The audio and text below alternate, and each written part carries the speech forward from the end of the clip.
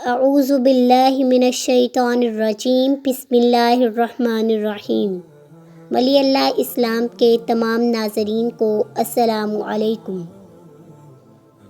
مختلف صحابہ کرام اور ان کے شاگردوں نے قبروں پر سبز شاخیں رکھنے کی وصیت کر کے اور دیگر صحابہ و تابعین نے ان وصیتوں کو پورا کر کے اس بات کو بھی ثابت کر دیا کہ قبروں پر سبز شاخیں ڈالنے کا عمل نبی کریم صلی اللہ علیہ وسلم کا خاصہ نہیں ہے، کیونکہ اگر یہ نبی کریم صلی اللہ علیہ وسلم کی خصوصیت ہوتی تو صحابہ کرام کبھی بھی اس کی وصیت نہ فرماتے اور نہ ہی اس وصیت پر عمل کیا جاتا، جیسا کہ آپ صلی اللہ علیہ وسلم کی دیگر خصوصیات پر نہ تو کسی صحابی نے عمل کیا اور نہ ہی اس کی وصیت کی۔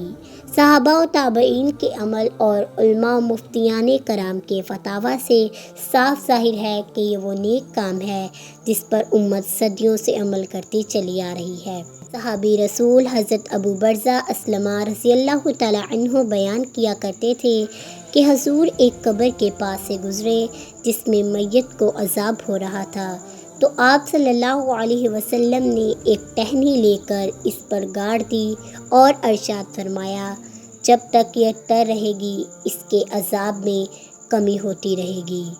قبر میں 2 شاخیں رکھی جائیں۔ صحابہ 7 کے راوی حضرت مورق اجلی رحمۃ اللہ علیہ فرماتے ہیں، صحابی رسول حضرت بریدہ اسلمہ رضی اللہ تعالی عنہ نے وصیت کی تھی کہ میری قبر میں 2 شاخیں رکھی جائیں۔ شارح بخاری حضرت امام ابن حجر اسلقانی رحمۃ اللہ علیہ اس کے تحت لکھتے ہیں، یہاں اس بات کا احتمال ہے کہ حضرت بریدہ اسلمہ رضی اللہ تعالی عنہ نے نبی کریم صلی اللہ علیہ وسلم کی ابتدا میں قبر پر 2 ٹہنیاں لگانے کی وصیت کی ہو۔ یہ بھی مراد ہو سکتا ہے کہ قبر کے اندر ٹہنیاں رکھنے کی وصیت کی ہو کہ کھجور میں برکت ہے، اسی لیے اللہ پاک نے اسے شجرۃ طیبات فرمایا ہے۔ پہلا قول اظہر ہے۔ شارح بخاری حضرت امام اجلوی رحمۃ اللہ علیہ اس کے تحت فرماتے ہیں، بے شک حضرت بریدہ رضی اللہ تعالی عنہ نے 2 ٹہنیاں قبر کے اندر رکھنے کی وصیت اس لیے کی کہ وہ اس سے زیادہ فائدے کی امید رکھتے تھے۔ حضرت بریدہ رضی اللہ تعالی عنہ نے حدیث کو صرف ان 2 قبر والوں کے لیے خاص نہیں سمجھا، جیسا کہ اصل یہی ہے۔ حضرت مورق اجلی رحمۃ اللہ علیہ کہتے ہیں، حضرت بریدہ اسلمہ رضی اللہ تعالی عنہ خراسان کے قریب فوت ہوئے۔ وہ 2 شاخیں ہمیں گدھے کے پلان میں ہی سے ملیں۔ جب حضرت بریدہ رضی اللہ تعالی عنہ کو دفن کر دیا گیا تو ان کی قبر میں وہ شاخیں رکھ دی گئیں۔ قبر کے پاس درخت لگانے کی اصل۔ خاتم المحدثین حضرت امام جلال الدین سیوطی شافعی رحمۃ اللہ علیہ لکھتے ہیں، علماء نے فرمایا کہ جب ایک شاخ کے سبب ان کے عذاب میں تخفیف ہو رہی ہے تو پھر مسلمان کی تلاوت قرآن سے عذاب میں تخفیف کا کیا ہی عالم ہوگا۔ قبروں کے پاس درخت لگانے کی اصل یہی حدیث پاک ہے۔ 2 سبز شاخیں۔ زمانہ نبوی صلی اللہ علیہ وسلم پانے والے جلیل القدر تابعی بزرگ امام ابو العالیہ رفیع بن مہران رحمۃ اللہ علیہ نے بھی اپنی قبر پر کھجور کی شاخیں رکھنے کی وصیت فرمائی تھی، جیسا کہ حضرت عاصم احوال رحمۃ اللہ علیہ فرماتے ہیں، حضرت ابو العالیہ رحمۃ اللہ علیہ نے حضرت مورق اجلی رحمۃ اللہ علیہ کو وصیت کی کہ میری قبر میں 2 سبز شاخیں رکھ دینا۔ حضرت امام بغوی شافعی رحمۃ اللہ علیہ فرماتے ہیں، قبر پر شاخ رکھنے میں کوئی حرج نہیں۔ آپ نے دلیل کے طور پر حضرت ابن عباس رضی اللہ تعالی عنہما والی روایت اور حضرت بریدہ اسلمہ رضی اللہ تعالی عنہ کی وصیت کو ذکر فرمایا ہے۔ حضرت علامہ ابن حجر حیتمی مکی شافعی رحمۃ اللہ علیہ لکھتے ہیں، جو کچھ میں نے تقریر کی اس سے معلوم ہوا کہ ہر شخص کے لیے مسنون ہے کہ نبی کی پیروی میں شاخ ترخرما کی رکھے، کیونکہ اثر حضور کے افعال میں اقتدا کرنا ہے۔ البتہ اگر خصوصیت کی کوئی دلیل موجود ہو تو وہ رسول کا خاص عمل کہلائے گا۔ جبکہ یہاں تخصیص کی کوئی دلیل نہیں، تو اس مسئلہ میں رسول اللہ صلی اللہ علیہ وسلم کی اقتداء کرنا مندوب و مستحسن ہوگا۔ عوام قبروں میں جو کھجور کے پتے بچھاتے ہیں، اس حدیث میں ان کے اس عمل کی دلیل بھی پائی جاتی ہے۔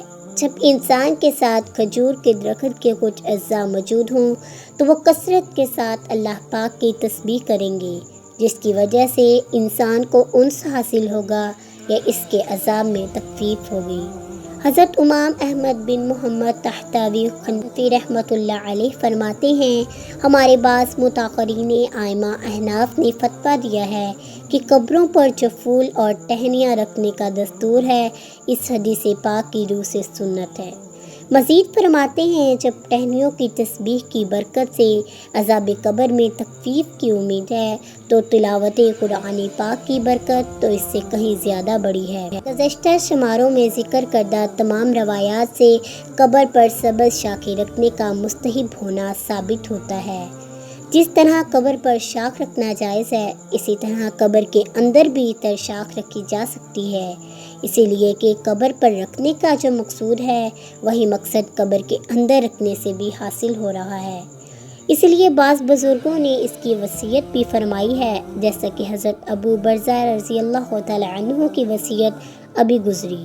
حضرت امام ابن حجر مکی رحمۃ اللہ علیہ نے بھی اسے جائز کہا ہے۔ ابن حجر حتمی مکی کا ایک فتویٰ، آپ سے سوال کیا گیا کہ قبر کے اوپر یا اندر پھول وغیرہ رکھنا کیسا ہے؟ حضرت علامہ ابن حجر حتمی مکی رحمۃ اللہ علیہ لکھتے ہیں، حضور نبی کریم صلی اللہ علیہ وسلم کا قبر کے اوپر ٹہنیاں رکھنے کے عمل سے علماء کرام نے پودے اور پھول رکھنے کا استنباط کیا ہے اور اس کی کیفیت بیان نہیں کی، لیکن صحیح حدیث میں آپ صلی اللہ علیہ وسلم نے ہر قبر پر ایک ایک ٹہنی رکھی تھی، بس اس میں ساری قبر شامل ہیں، لہٰذا قبر کے جس مقام پر بھی شاخ رکھی جائے مقصود حاصل ہو جائے گا۔ البتہ عبداللہ بن حمید نے اپنی مسند میں لکھا ہے کہ رسول اللہ صلی اللہ علیہ وسلم نے قبر پر شاخ مردے کے سر کی جانب رکھی تھی۔ احادیث وغیرہ کی پیروی کرتے ہوئے قبر پر ہری شاخ رکھنا مسنون ہے اور اس کی سند بھی صحیح ہے، چونکہ تر ٹہنی خشک ٹہنی کے مقابلے میں زیادہ تسبیح کرتی ہے کہ اس میں ایک طرح کی حیات ہوتی ہے اور اس کی تسبیح کی برکت سے عذاب قبر میں بھی کمی ہوتی ہے۔ اس پر قیاس کرتے ہوئے تر و تازہ پھول وغیرہ رکھنا بھی مسنون ہوگا۔ یہی عبارت شارح بخاری حضرت امام اجلونی رحمۃ اللہ علیہ نے بھی شرح بخاری میں نقل کی ہے۔ اللہم صلی علی محمد وعلی آل محمد۔ اللہ تعالی ہم سب کو اپنے حفظ و امان میں رکھے، آمین۔